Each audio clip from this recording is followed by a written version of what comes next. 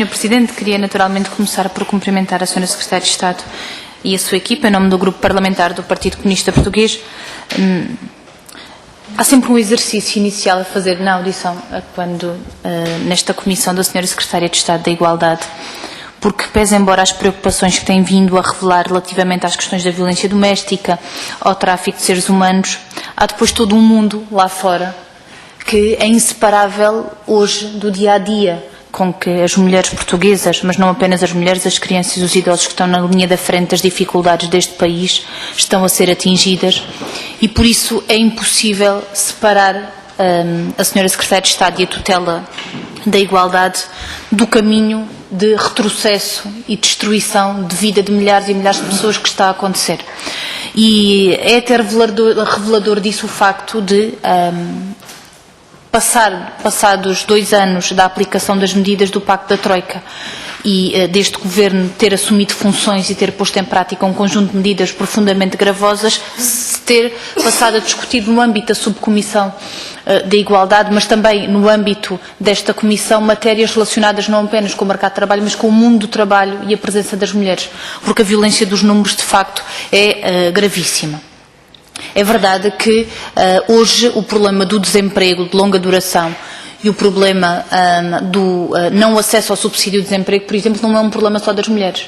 Como a Sra. Secretária de Estado disse, no primeiro trimestre deste ano o número de casais desempregados aumentou 89%, comparativamente a janeiro de 2012. E por isso, naturalmente, que é um problema das famílias e do país, não é um problema apenas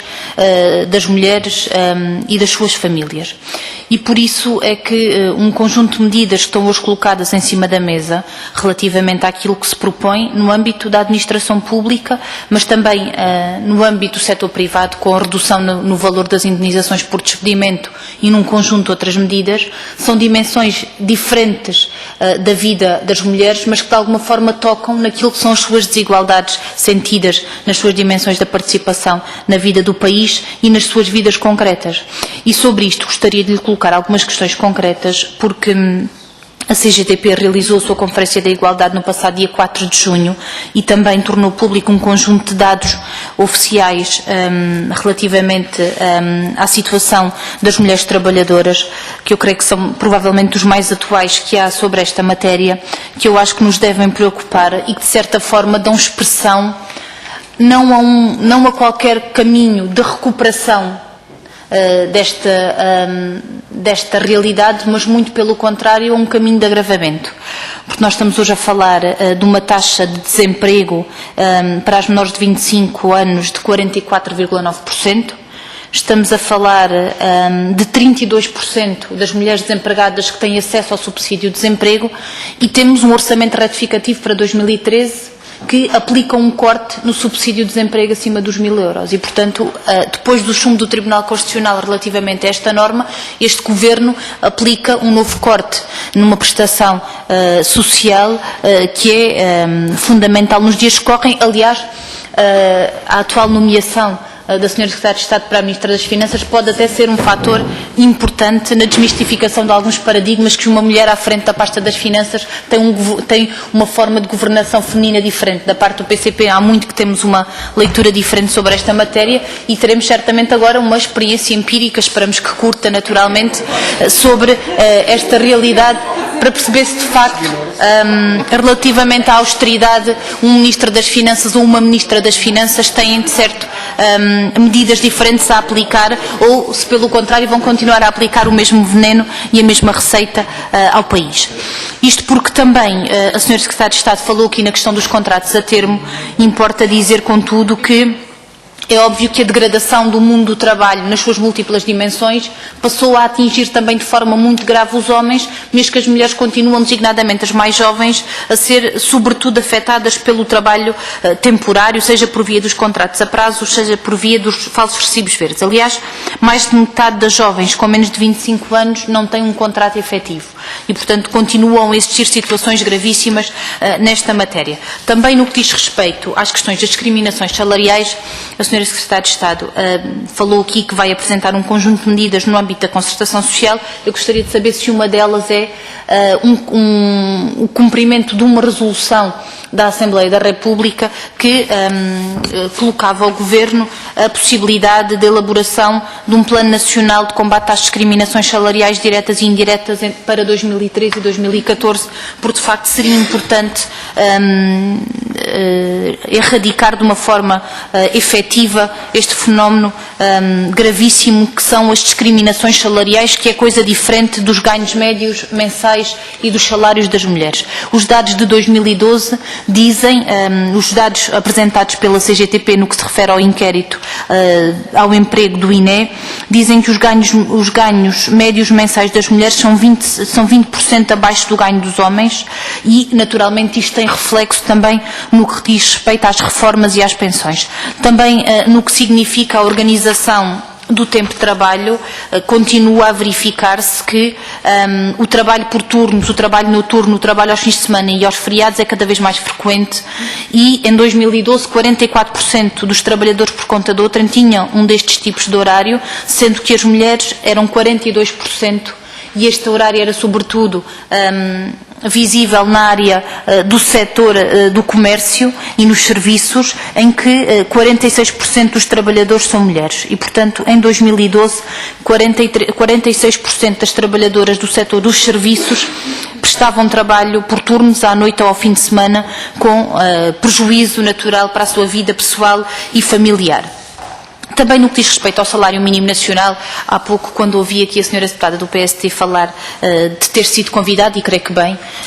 porque de certa forma também valoriza os passos que Portugal tem dado no que diz respeito à questão e ao combate a várias formas de violência,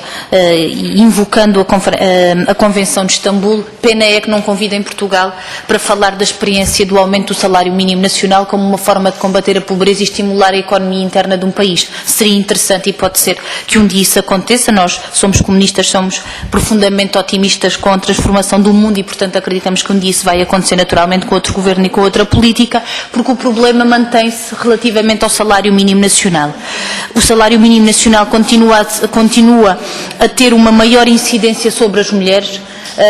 10% dos homens e 16,6% das mulheres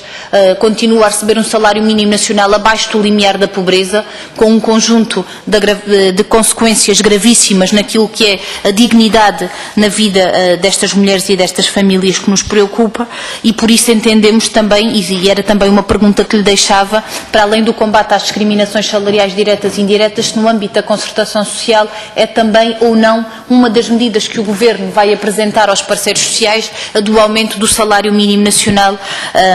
conforme está previsto no acordo, que não foi cumprido nem pelo Governo anterior do Partido Socialista, nem por este Governo. Relativamente a uma matéria que queria aqui colocar e que se prende também com o subsídio de maternidade, do subsídio dito de parentalidade. Este Governo aplicou um corte ao eliminar os subsídios de férias e de Natal no cálculo da remuneração de referência no que diz respeito à atribuição do subsídio de parentalidade e no abono de família, e eu gostaria de colocar a questão à senhora Secretária de Estado no sentido de perceber se esta medida que foi aplicada em 2012 vai ter um impacto naturalmente difícil quando chega um filho e as despesas aumentam e, portanto, também do ponto de vista da importância e da valorização de uma política de natalidade que é mais que urgente, se o Governo tem previsto, ou se tem conhecimento da senhora Secretária de Estado, alguma medida sobre esta matéria.